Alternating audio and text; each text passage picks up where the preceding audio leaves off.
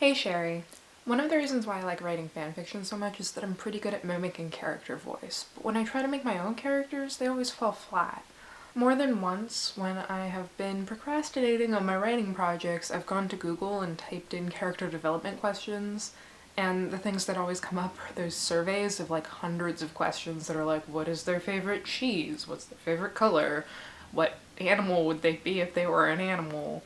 But I don't think that's useful, and it's definitely not what I'm looking for when I Google that. I guess what I'm looking for is a magic bullet, which doesn't exist, but there's gotta be a better set of questions to ask. So I've been trying to come up with my own list of questions, and I think I came up with a pretty good one. They fall into three general categories. The first is how the characters relate to the world, the second is how they relate to each other, and the third is how they relate to the plot. First, how does the character interact with the world? This is an internal question. It deals with how the character's emotions impact their actions.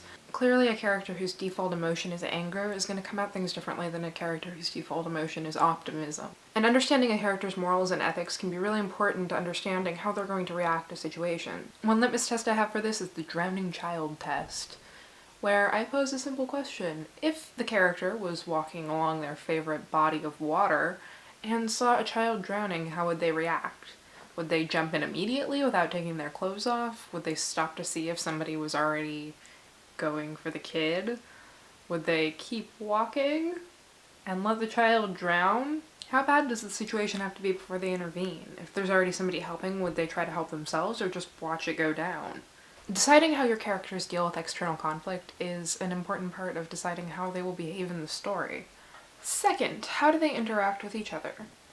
One thing that books I tend not to enjoy have in common is that they suffer from this kind of character isolation where the protagonist will interact with the other characters, but the other characters will never really interact with each other. Now clearly if you have like a first-person narrator, it's kind of hard to get the like external conversations because your narrator has to be there. But even just deciding how those characters interact one-on-one without depicting it can influence group scenes where they're all together with the first-person narrator. It's like the love triangle thing. If you have one character who is in love and has complex relationships with two other characters, but those two other characters never interact, you haven't really completed the triangle, you just have a love angle.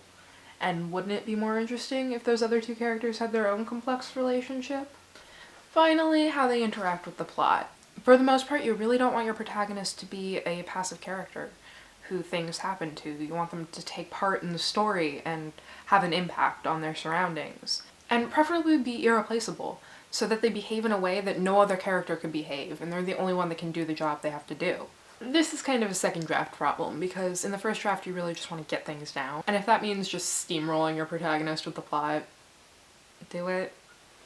Just get the first draft out of the way.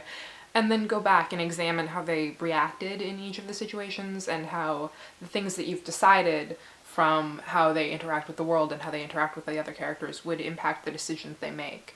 And that way maybe your plot will evolve in surprising ways that will seem really natural to you after it happens. For me, telling stories is less about plotting out a map and more like exploring a dark room with a flashlight.